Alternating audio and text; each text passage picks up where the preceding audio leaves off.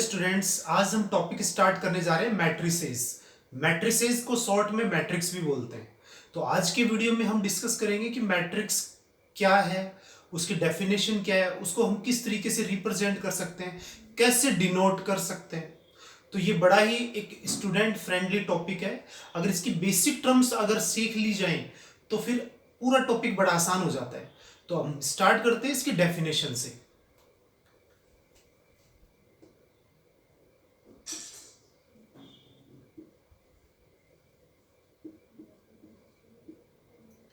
जब हम डेफिनेशन की बात करते हैं मैट्रिक्स के अंदर, तो डेफिनेशन क्या है पहले हम ऑरली उसको समझते हैं। मैट्रिक्स क्या है? एक अरेंजमेंट है एलिमेंट्स का। Matrix is a arrangement of elements in rows and columns. यानी कुछ रोज लेंगे हम और कुछ कॉलम्स लेंगे और उनके अंदर सभी नंबर्स का क्या कर देंगे? अरेंजमेंट कर देंगे और उसको एक ब्रैकेट में लिख देंगे और एक लेटर से उसको रिप्रेजेंट कर देंगे। तो ये पूरा किसको रिप्रेजेंट करेगा? एक मैट्रिक्स को रिप्रेजेंट करेगा। तो क्या है हमारे पास? Matrix is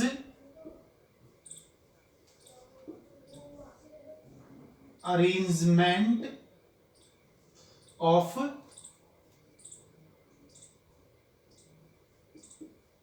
elements in rows and columns. Numbers या फिर फंक्शंस, वो दोनों हमारे पास क्या हो सकते हैं? एलिमेंट्स। कुछ नंबर्स आ सकते हैं, कुछ फंक्शंस आ सकते हैं। वो हमारे पास क्या होंगे? एलिमेंट्स। यानी नंबर्स का अरेंजमेंट करना है और फंक्शंस का अरेंजमेंट करना है किसमें? रोज एंड कॉलम्स में। वो हमारे पास क्या होगा? मैट्रिक्स होगा। अब ये अरेंजमेंट जो हमने किया है रोज एंड कॉलम का, वो एक ब्रैकेट में शो होगा। तो वो ब्रैकेट हमारे पास क्या हो सकता है? स्क्वायर ब्रैकेट हो सकता है, स्मॉल ब्रैकेट हो सकता है और एक डबल डिटरमिनेंट ब्रैकेट हमारे पास है हो सकता है। इन तीनों ब्रैकेट में से किसी एक में हम नंबर्स का अरेंजमेंट कर लेंगे रो एंड कॉलम में।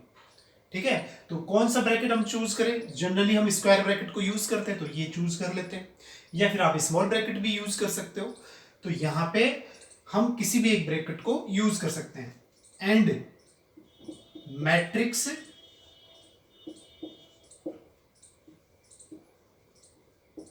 Denoted by capital letters. यानी अब हमने रोज में भी लिख दिए नंबर्स को, कॉलम्स में भी लिख दिया, ब्रैकेट में भी लिख दिया। अब पूरे मैट्रिक्स को हम डिनोट करना चाह रहे हैं, तो हम किससे करेंगे? इंग्लिश के जो अल्फाबेट्स हैं, कैपिटल लेटर्स, उनसे हम इसको डिनोट कर सकते हैं। वो क्या क्या हो सकते हैं? ए हो सकता है, बी, सी, एक्स, वाई, जेड, ईटीसी। यानी और भी ऐसे अल्फाबेट्स हो सकते हैं, पी, क्यू, आर वगैरह। इनसे हम पूरे मैट्रिक्स को क्या कर देंगे? डिनोट कर देंगे। तो अब हमारे पास जो मैट्रिक्स की बात आ रही है, उसके अंदर देखो रोज और कॉलम का हम डिस्कस कर रहे हैं। तो कितनी रोज हो सकती है, कितने कॉलम्स हो सकते हैं उसके अंदर? तो रोज हमारे पास कितनी हो सकती हैं? तो एक स्टैंडर्ड फॉर्म के लिए हम मान लेते हैं कि हमने किसी मैट्रिक्स में कितनी रोज ली? एम रो ली। और कॉलम्स कितने लिए? N columns. और उसके बाद हम कम ज्यादा कर सकते हैं जैसे जैसे मैट्रिक्स हम पढ़ेंगे उसके हिसाब से। तो हम बात करते हैं कि हम रोज को जो काउंट करेंगे तो वो हम स्मॉल एम से, और कॉलम्स को स्मॉल एन से। तो हमारे पास रोज तो एम से डिनोट होगी और कॉलम्स एन से डिनोट होंगे। तो ये सारी टर्म्स जो आपके सामने हैं, इस सारी डेफिनेशन के अंदर हमारे पास काम में आने वाली है मैट्रिक्स की डेफिनेशन में। ठीक है ना? अब हम कैसे रिप्रेजेंट करेंगे उसकी बात करेंगे एक मैट्रिक्स लेके। तो क्या कह रहे हैं? डेफिनेशन क्या है हमारे पास मैट्रिक्स की? Matrix is a arrangement of elements in rows and columns. और लिखना किसमें उन रोज एंड कॉलम्स को? स्क्वायर ब्रैकेट में या फिर स्मॉल ब्रैकेट में या फिर डबल डिटरमिनेंट ब्रैकेट के अंदर। अब जब मैट्रिक्स को हमने लिख दिया ब्रैकेट के अंदर रोज एंड कॉलम को, तो हम उसको डिनोट करेंगे कैपिटल लेटर से। और इसके अंदर रोज होंगी, जनरली हम पहले उसमें कितनी रोज ले लें, m रोज, और कितने कॉलम्स, n कॉलम्स। उसके बाद कम ज्यादा हो सकते हैं जैसा मैट्रिक्स अपन लिखेंगे। ठीक है, अब यहां पे एक बात और आती है कि एक ऑर्डर होता है मैट्रिक्स का, वो हमारे पास क्या होगा, वो हम जनरल स्टैंडर्ड फॉर्म जब अब रिप्रेजेंट करेंगे उसके अंदर हम उसको लिख लेंगे। तो ये सारी टर्म्स हमें ध्यान रखनी है। अब हम एक मैट्रिक्स लेते हैं और उसको हम रिप्रेजेंट करते हैं। देखिए आप कैसे करेंगे कि हमने एक मैट्रिक्स लिया कैपिटल ए, और इसके अंदर रोज भी बनाएंगे, कॉलम्स भी बनाएंगे। कितनी रोज बनाएंगे, कितने कॉलम्स बनाएंगे, वो हम डिसाइड कर ही रहे हैं। अब आप देखिए यहां पे हम m तो रोज लेंगे और n क्या लेंगे, कॉलम्स। तो फर्स्ट एलिमेंट, फर्स्ट रो का फर्स्ट एलिमेंट हमारे पास A11, second A12, third 13 and so on A1n। ठीक है, फर्स्ट रो है तो इसके अंदर जो पहला नंबर है वो रो को रिप्रेजेंट करेगा। तो फर्स्ट रो के अंदर first element, second element, third element और nth, यानी ये कॉलम कितने हो गए अपने पास, n हो गए। अब हम बात करेंगे किसकी, सेकंड की। तो 21 A22 A23 and so on A2 है। थर्ड की बात करेंगे A31 A32 A33 और ये 3 है। अब हम बढ़ रहे हैं आगे। अब हम क्या ले रहे हैं, जो mth रो है वो ले रहे हैं M2 AM3 and so on. ये क्या हो जाएगा, m रो और n कॉलम। तो कंप्लीटली हम एक मैट्रिक्स को इस तरीके से रो एंड कॉलम में लिख सकते हैं।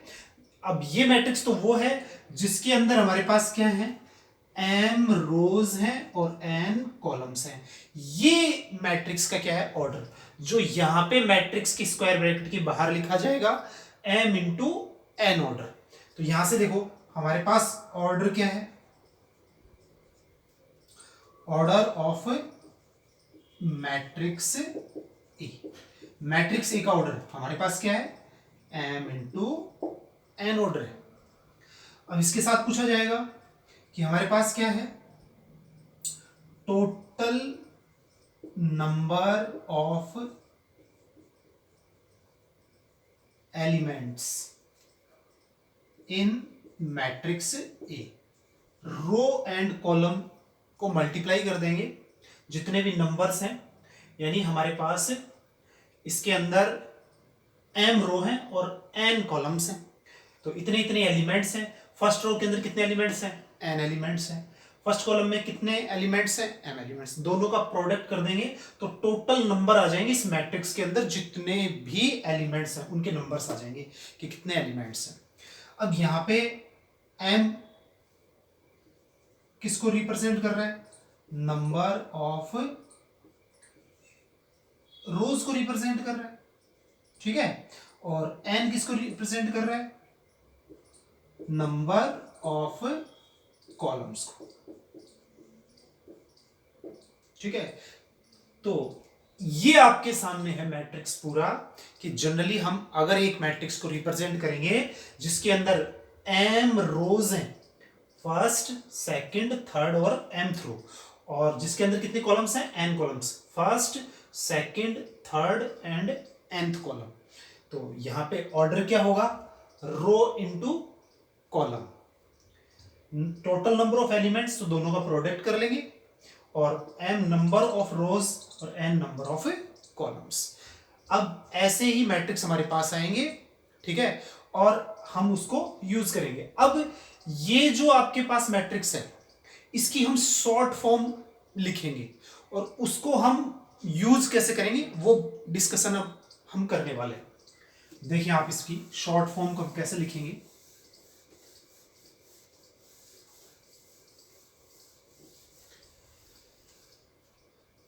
इस शॉर्ट फॉर्म को हम बोलते हैं कॉम्पैक्ट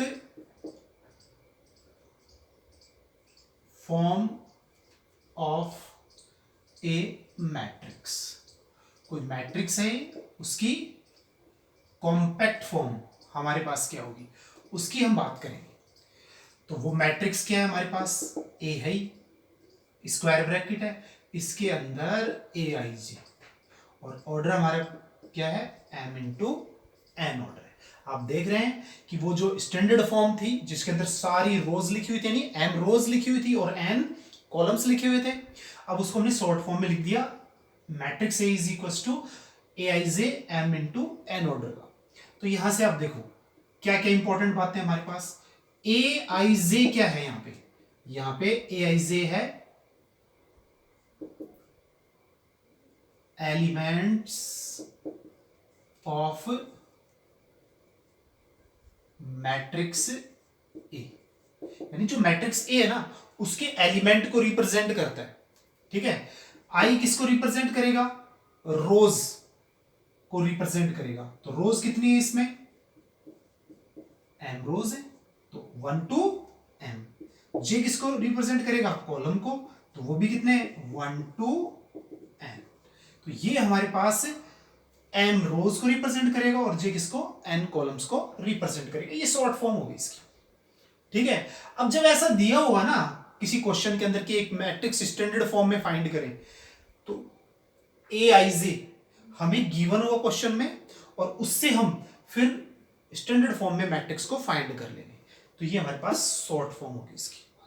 ठीक है, अब हम कुछ क्वेश्चंस लेते हैं जिसमें हम यूज करेंगे जो भी बातें हमने की हैं या जो भी कॉन्सेप्ट हमने डेफिनेशन से रिलेटेड मैट्रिक्स के अंदर लिए हैं, उससे रिलेटेड क्या क्वेश्चन अपन कर सकते हैं। देखिए क्या पूछा जा सकता है इसके अंदर। अब देखो हमारे पास क्वेश्चन नंबर फर्स्ट ले रहे हैं अपन। इफ एक मैट्रिक्स ले रहा हूं मैं यहां पे,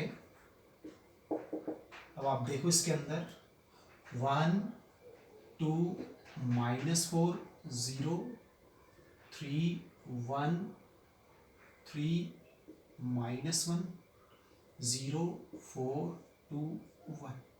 अब आप ये मैट्रिक्स देख रहे हैं, इससे रिलेटेड हमसे क्या क्या टर्म्स पूछी जा सकती है। देखो सबसे फर्स्ट क्या पूछेगा, ऑर्डर ऑफ मैट्रिक्स ए, यानी मैट्रिक्स जो दिया हुआ है ना उसका ऑर्डर क्या है। तो ऑर्डर चेक करना बड़ा सिंपल है, फर्स्ट सेकंड और थर्ड, 3 रोज हो गई, तो एम की वैल्यू कितनी हो गई, 3 हो गई। कॉलम्स 1 2 3 4, तो ये हमारे पास क्या हो गए, कॉलम्स हो गए। कितने कॉलम्स हो गए, 4 कॉलम्स हो गए।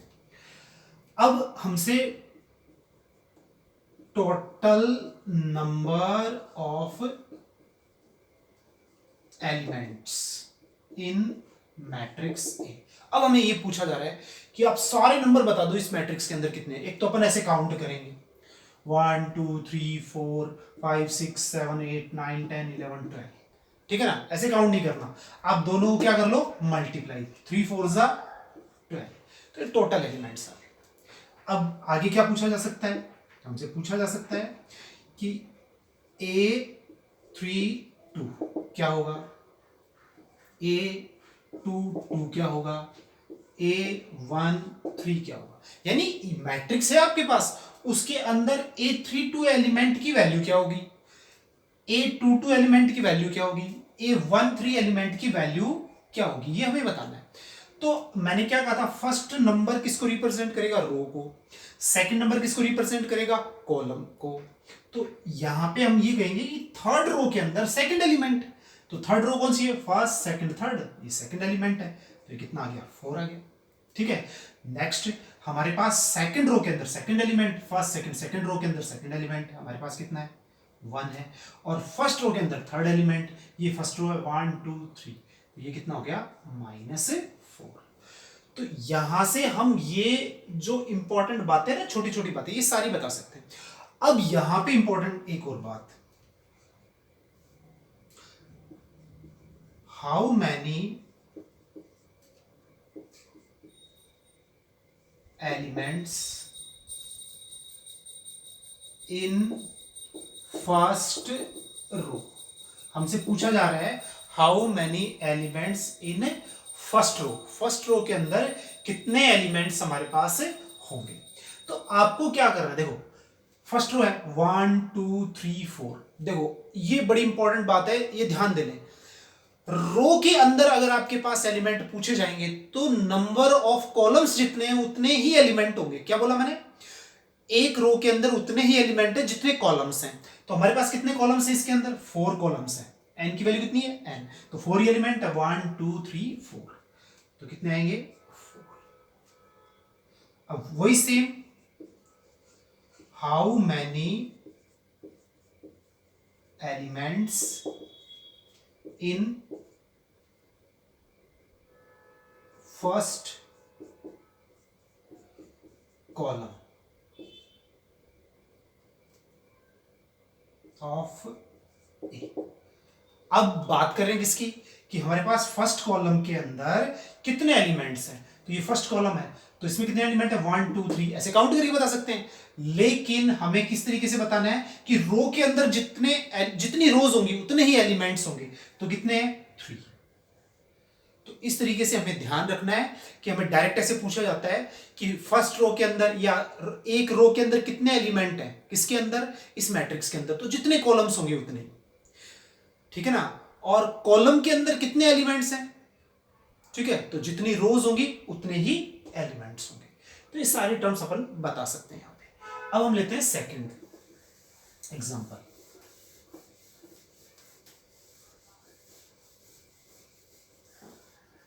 अब सेकंड एग्जांपल में आप देखें, हमसे पूछा जा रहा है if A matrix has 12 elements,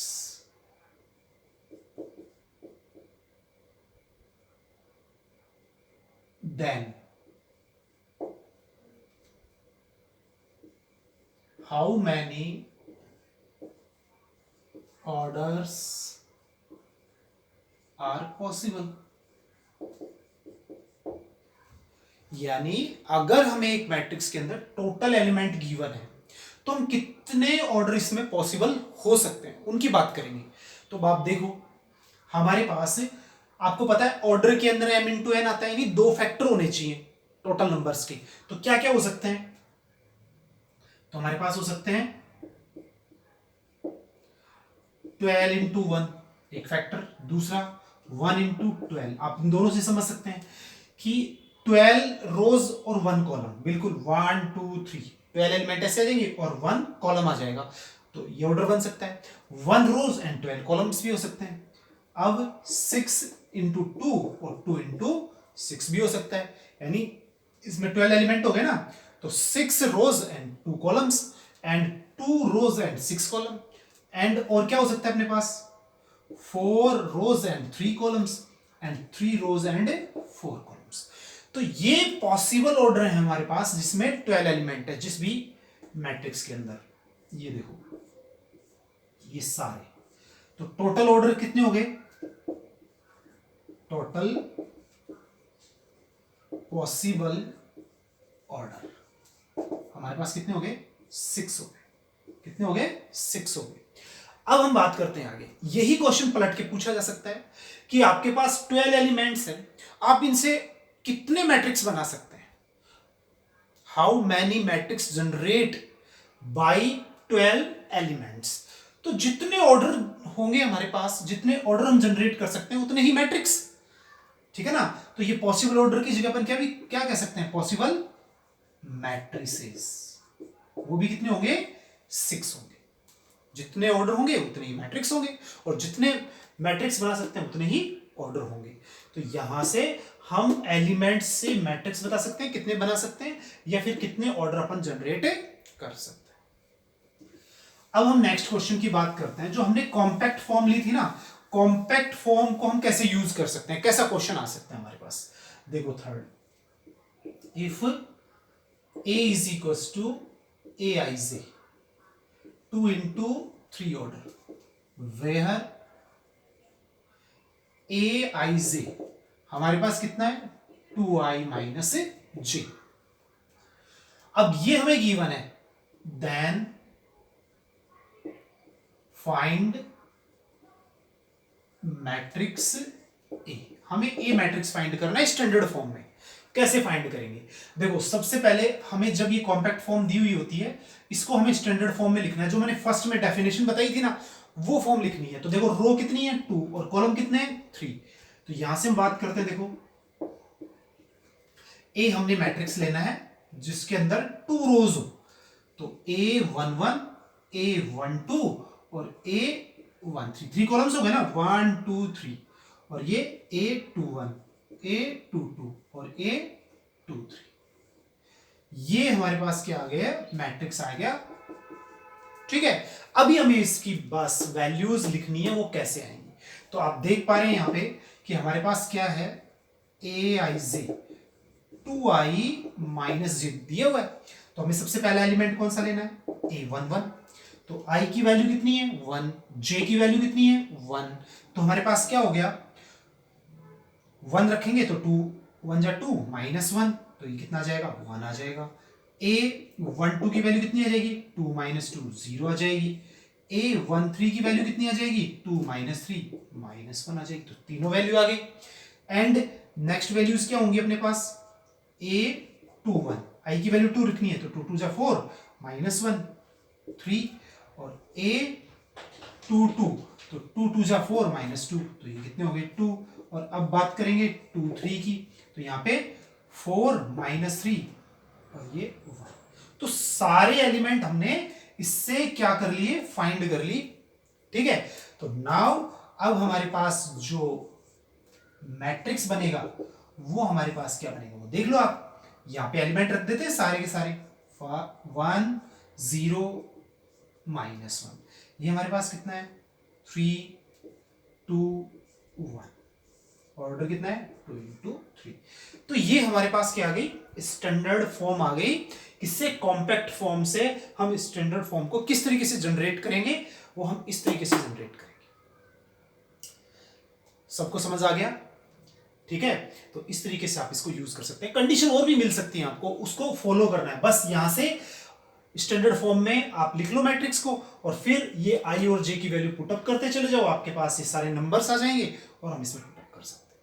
ठीक है, अब हम आगे बढ़ते हुए अब बात करेंगे हम किसकी, कि इक्वालिटी ऑफ मैट्रिसेस की। यानी अगर हमारे पास 2 मैट्रिक्स हैं और वो इक्वल कब होंगे, इसकी बात करेंगे। तो हमारा टॉपिक हो गया इक्वालिटी ऑफ 2 मैट्रिसेस। जो मैट्रिसेस हैं 2, उनकी इक्वालिटी कैसे शो करेंगे। तो देखिए, हम 2 मैट्रिक्स ले रहे हैं। कौन से? Matrix Aij M into p order and Bij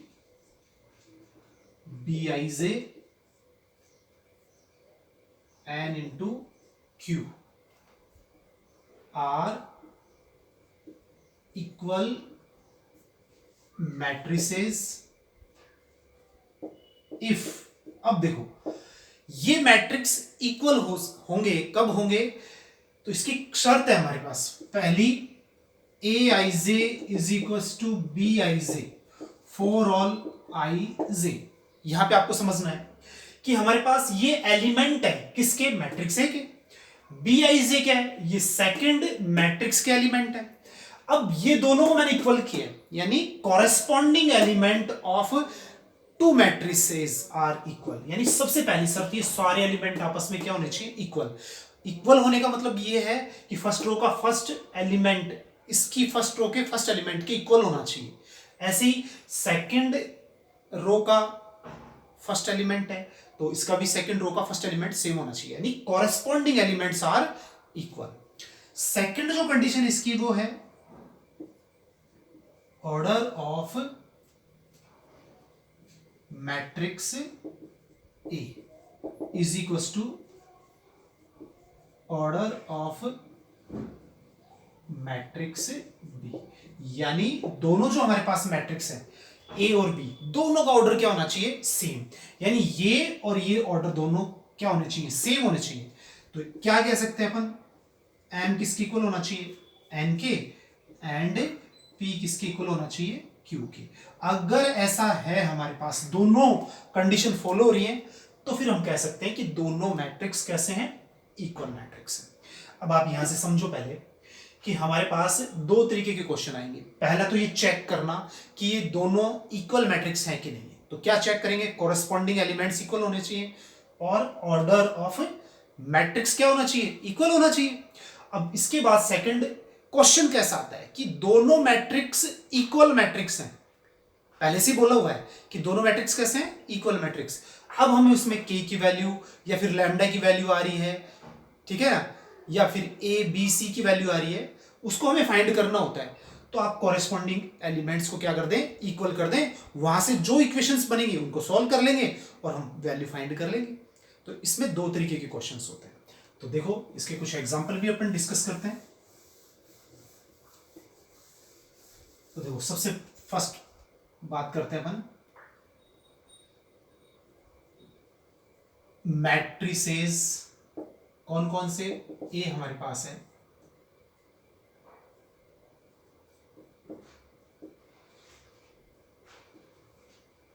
and second हमारे पास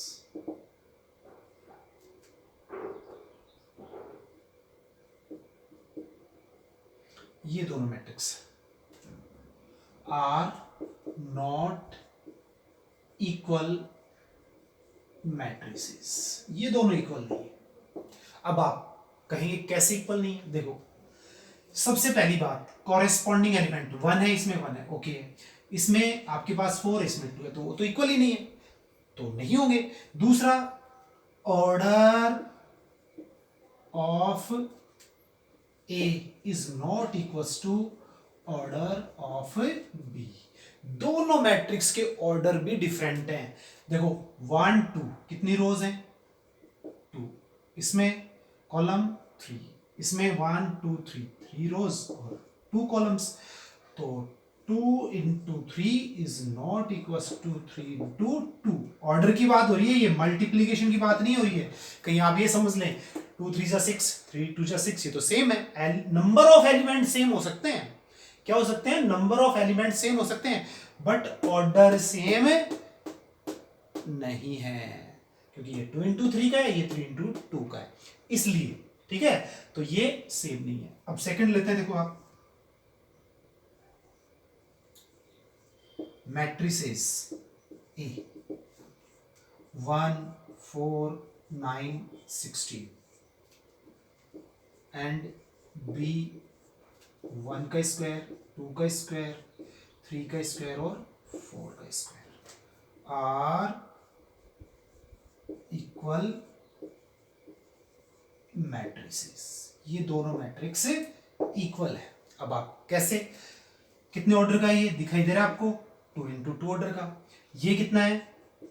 2 इंटू 2 ऑर्डर का। दोनों का ऑर्डर सेम है। अब कॉरेस्पॉन्डिंग एलिमेंट्स देखो, वो भी इक्वल है। 1 है, 1 का स्क्वायर 1, ये 4 है, 2 का स्क्वायर 4, तो ये 4 4 सेम है। ये 3 का स्क्वायर 9 है और ये 9 है, तो ये भी सही है। 16 है, ये 4 का स्क्वायर 16 है। तो क्या कह सकते हैं? Since A I J is equal to B I J, दोनों सेम है, and for all I J के लिए, and order of A is equal to order of B. दोनों के ऑर्डर भी सेम है। तो इस तरीके के मैट्रिक्स कैसे होंगे? इक्वल मैट्रिक्स होंगे, इक्वालिटी चेक कर सकते हैं। अब दूसरे टाइप के क्वेश्चंस में चलते हैं। जब हमें यह कहा जाए कि ये दोनों इक्वल हैं, तब आप वैल्यूज फाइंड कीजिए।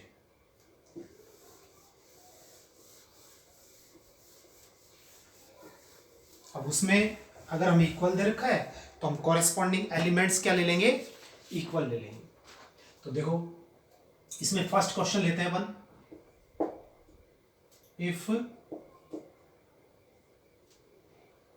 x minus Y 2x plus Y 2 Z plus 1 is equal to 2725.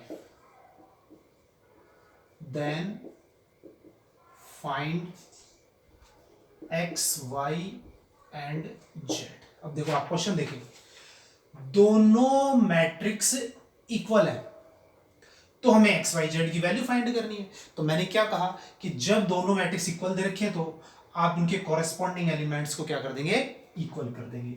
तो solution number first element first की, तो x minus y is equal to first equation, ठीक है ना. Second 2x plus y is equal to 7, ये आपके पास second equation होगी. पहले तो इन दोनों को यूज करते हैं. अब ये लीनियर इक्वेशन है x और y के अंदर, ये भी लीनियर इक्वेशन है x और y के अंदर. हम सिंपली कैसे सॉल्व करते हैं इक्वेशंस को x और y के अंदर, वैसे हम सॉल्व कर लेंगे. तो इसमें देखो y है, इसमें भी y है, तो हम दोनों से सॉल्व कर सकते हैं. तो by equation first and second, तो x minus y is equal to 2. दूसरा क्या है 2x plus y is equal to 7. अब ये इससे क्या हो गया कैंसिल, ये कितने हो गए 3x, ये कितने हो गए 9. तो यहां से सॉल्व करेंगे x इज इक्वल टू 9/3. तो x की वैल्यू कितनी आ गई, तो x की वैल्यू तो आ गई. नाउ ये वैल्यू एक इक्वेशन में पुटअप कर दो x की, तो कितना हो गया 3 minus y is equal to 2. तो 3 minus 2 is equal to y, तो y इज इक्वल टू 1. तो ये y की वैल्यू आ गई. तो दोनों वैल्यू आ गई x एंड y की. अब बचा क्या z. अब z कहाँ है, z प्लस 1, इसको किसके इक्वल 5 के. तो z plus 1 is equal to 5. तो z is equal to 5 minus 1, तो z की फाइनल वैल्यू कितनी आ गई 4. तो इस तरीके से हमें अगर मैट्रिसेस इक्वल दे रखे हैं तो हम एक्स वाई जेड या lambda P A B C इन सब की वैल्यू फाइंड कर सकते हैं कॉरेस्पॉन्डिंग एलिमेंट्स को इक्वल करके. कॉरेस्पॉन्डिंग एलिमेंट्स को इक्वल करने के बाद आप देखें भी इक्वेशन किस टाइप की है, ठीक है ना. और इक्वेशन क्वाड्रेटिक है तो क्वाड्रेटिक के तरीके से सॉल्व करेंगे, लीनियर है तो लीनियर के तरीके से. लास्टली ये सारी वैल्यूज पुट अप करके भी देखें कि दोनों मैट्रिक्स के कॉरेस्पॉन्डिंग एलिमेंट्स इक्वल हो रहे हैं कि नहीं हो रहे. कई बार क्वाड्रेटिक इक्वेशन आएगी ना तो फिर हमारे पास वैल्यूज दो आ जाएंगी, कई बार एक ही वैल्यू सेटिस्फाई करती है तो वही वैल्यू लेनी है. तो देखें आप इसमें 3 रखेंगे x की वैल्यू ये 3, y की वैल्यू 1, तो 3 माइनस 1 कितना हो गया 2. इसमें यहाँ पे कितना है 2. ओके, ये वैल्यू ले लेंगे दोनों. इसमें 3 2 जा 6 और 1 7, ये भी सही है. ओके, z की वैल्यू 4, 4 प्लस 1 5, तो ये क्या हो गया 5 हो गया. इसका मतलब ये करेक्ट है वैल्यू, सॉल्यूशन एकदम करेक्ट है. अब हम नेक्स्ट क्वेश्चन ले रहे हैं.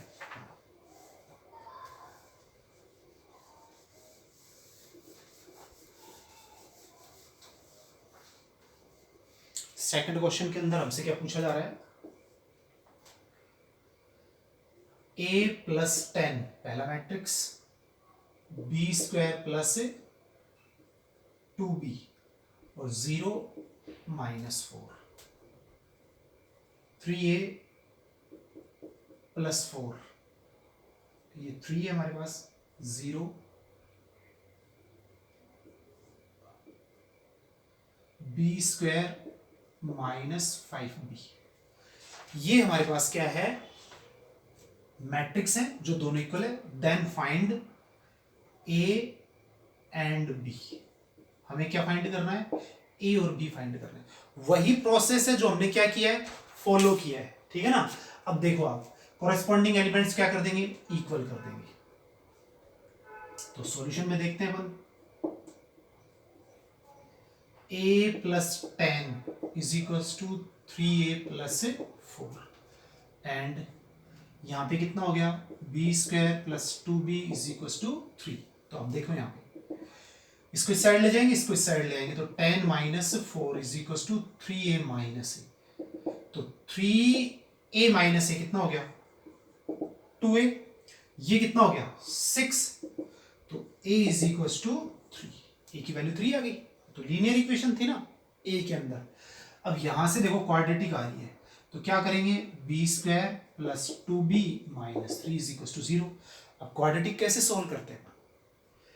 बी स्क्वायर को -3 से मल्टीप्लाई करेंगे, -3b²। अब इसके ऐसे फैक्टर करो कि प्रोडक्ट करने से आपके पास -3b² आ जाए और प्लस करने से 2b आ जाए। तो हमें दिखाई दे रहा है कि b² plus 3b minus b minus 3 = 0। देखो प्लस करेंगे तो 2b आ गया, प्रोडक्ट करेंगे तो 3b² आ जाएगा। तो इसमें से क्या कॉमन आ रहा है? b, तो b प्लस 3 और यहाँ पे 1, तो b प्लस 3 = 0। तो कितना हो गया?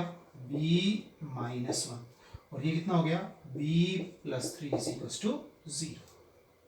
b -1 और b प्लस 3 = 0। अब दोनों फैक्टर्स अपन क्या कर लेंगे? 0 के इक्वल कर लेंगे और दूसरे वाला b प्लस 3 = 0। तो b की वैल्यू कितनी है? 1 और b की वैल्यू कितनी है? -3। अब इसमें तो एक ही वैल्यू थी, ठीक है ना? यहाँ पे कितना पुटअप कर दें? आपके पास 3, तो 3 + 10 13 हो गया।